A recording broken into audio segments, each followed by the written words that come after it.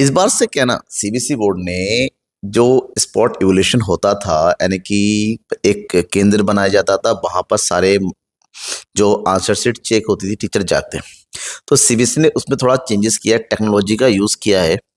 और OSM system, OSM मतलब on screen marking system लाया है, जिसमें सारे शीट्स जो है पहले स्कैन हो जाएंगी और टीचरों को ऑन स्क्रीन मतलब कंप्यूटर सिस्टम का यूज करते हुए मार्किंग करना है।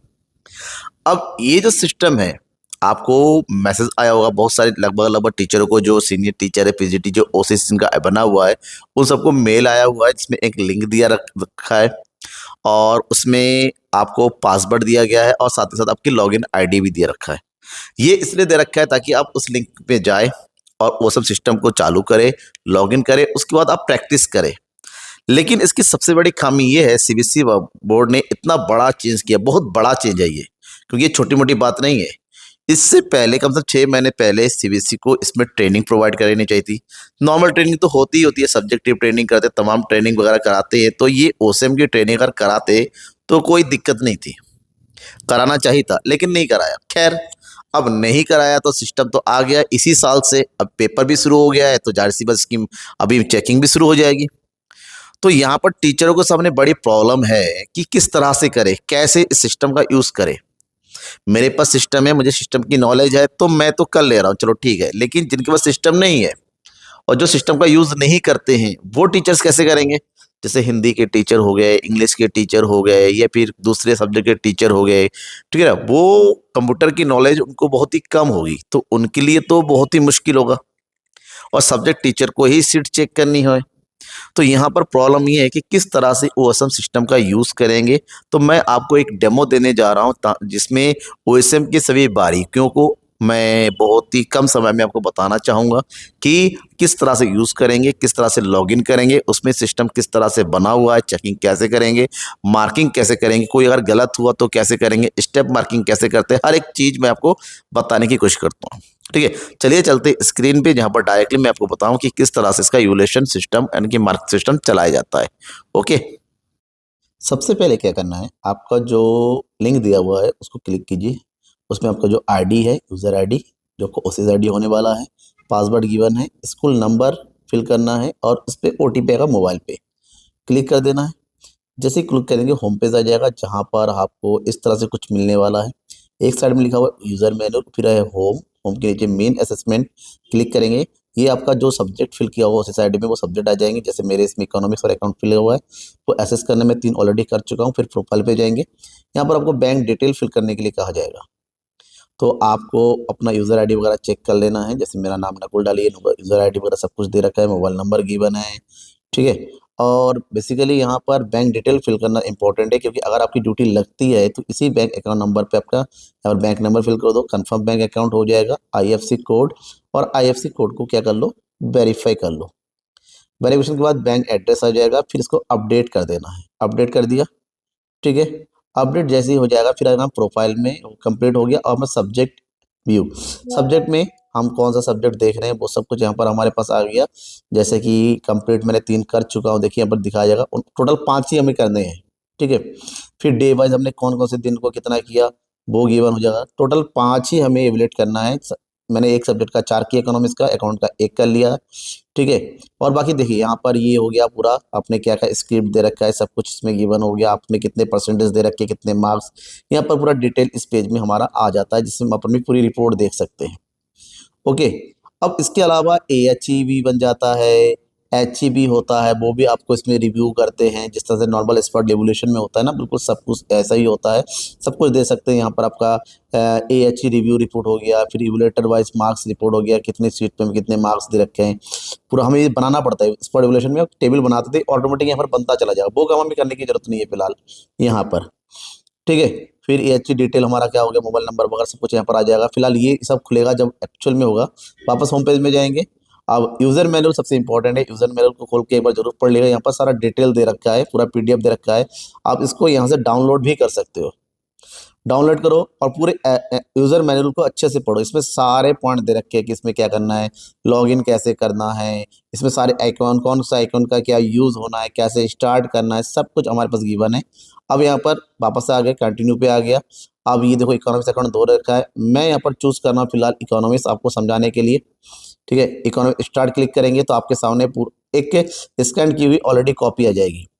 देखिए एक साइड में मार्क्स आ जाएगा। सबसे पहले हम बात करते हैं कौन कौन सा क्या है। एम मतलब मार्क्स, जब मार्क्स अलॉट करेंगे टिक वाला बता देंगे जो सही है, टिक वाला ऑप्शन चूज करना है, रॉन्ग है तो रॉन्ग ऑप्शन करके ऊपर क्लिक करना है। ठीक है, व्यूज हो गया। फिर ये जो है एक ब्लैंक पेज आ गया, स्क्रिप्ट राइटिंग, सब कुछ यहाँ पर आइकन।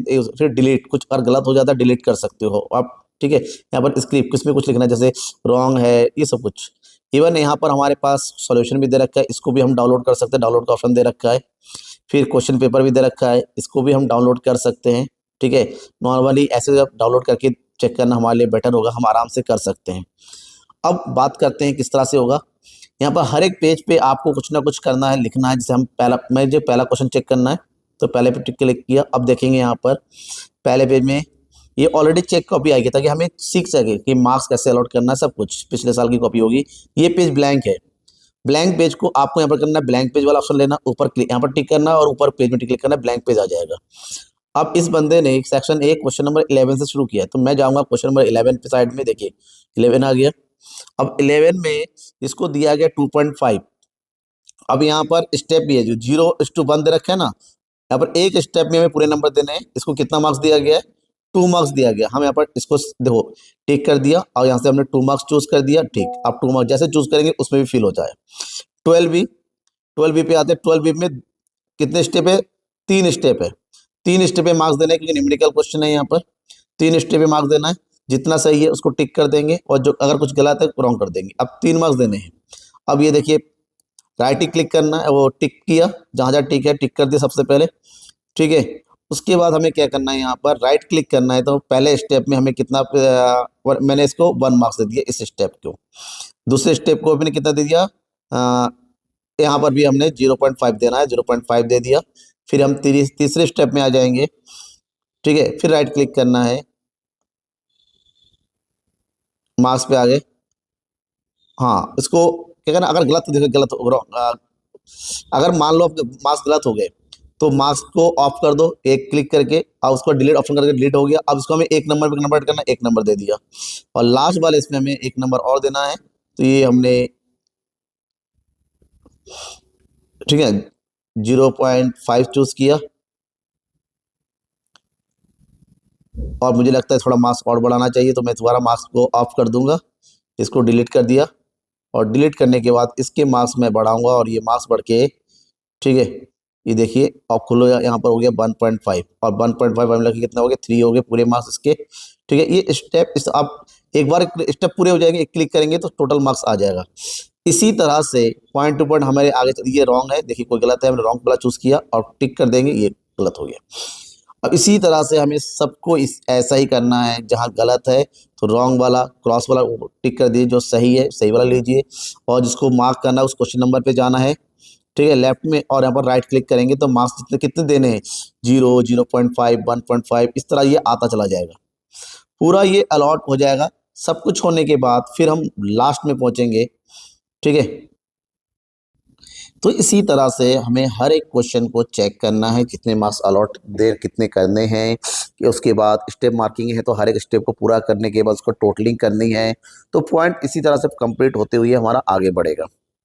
इवन अगर कोई अटेम्प्ट नहीं करना किया है तो उसको भी एन ए करना है। आपको सारे आइकॉन्स पहचानने हैं। एम का मतलब मार्क्स, टिक का मतलब होता है सही करना, क्रॉस आइकॉन का मतलब कोई गलत है तो क्रॉस करना है। फिर भी आपने खाली देख के छोड़ दिया, टिक वगैरह नहीं करना तो व्यू करना है। कोई पेज ब्लैंक है तो ब्लैंक ऑप्शन चूज करना है। आपको कहीं पर किसी बच्चे के क्वेश्चन पे कोई कमेंट करना, कभी के बच्चे ने कोई क्वेश्चन अटेम्प्ट नहीं किया तो उसका भी ऑप्शन है। हमें अटेम्प्ट क्वेश्चन, जो क्वेश्चन अटेम्प्ट नहीं किया, जैसे यहाँ पर क्वेश्चन नंबर 30 अटेम्प्ट नहीं किया तो एन ए का ऑप्शन करके आपसे कहा जाएगा श्योर आपको पता है एन ए नहीं है, एन ए का मतलब नॉट अटेम्प्टेड। तो उसको जो भी बच्चे ने क्वेश्चन अटेम्प्ट नहीं किया है उसको 0 नहीं करना है, एन ए ऑप्शन चूज करना है कि मतलब इस क्वेश्चन को अटेम्प्ट जहां का भी होगा। फिर जितने क्वेश्चन भी, कभी किसी क्वेश्चन में ऑप्शन होता है जैसे 34A या 34B, ए चूज कर रहा है, बी को एन ए कर दो। तो जो क्वेश्चन भी उसने एन ए नहीं चूज किया, अब हम इसी तरह एमसीक्यूज में सब कुछ इसी तरह से करना है।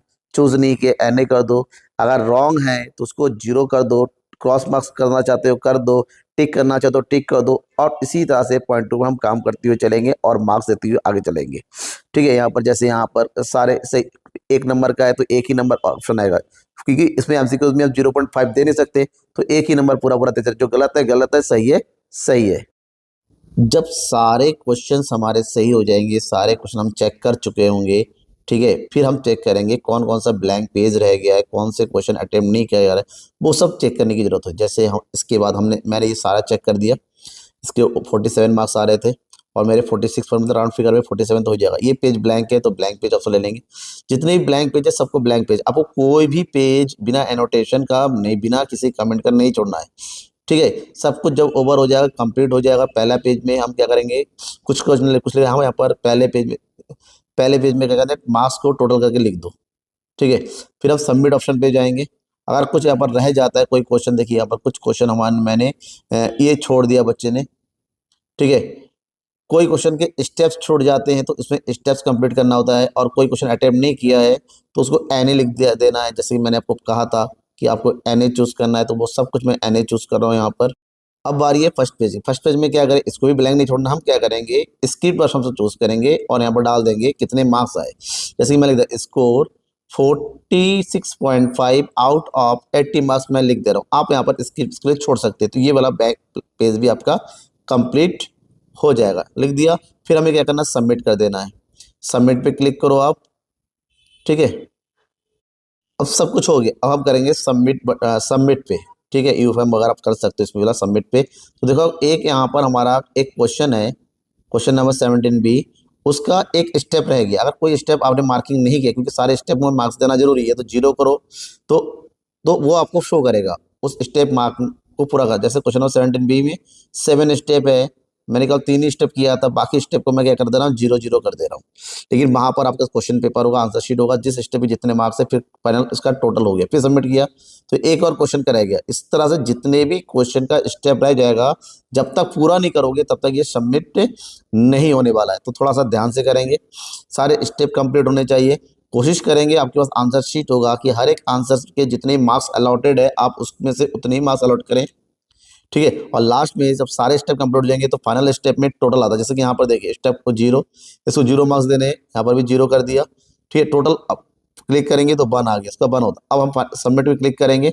अब इस तरह से चेक करने के लिए कहा जाएगा। अब पूरा चेक हो गया, सारे मार्क्स अलर्ट हो गए। ठीक है, आप कंफर्म कर दीजिए और ओके कर देंगे, फिर आपका पास नया पेज ओपन होके आ जाएगा, मतलब आपने एक कंप्लीट कर दिया, अब यहाँ से शुरू कर दो।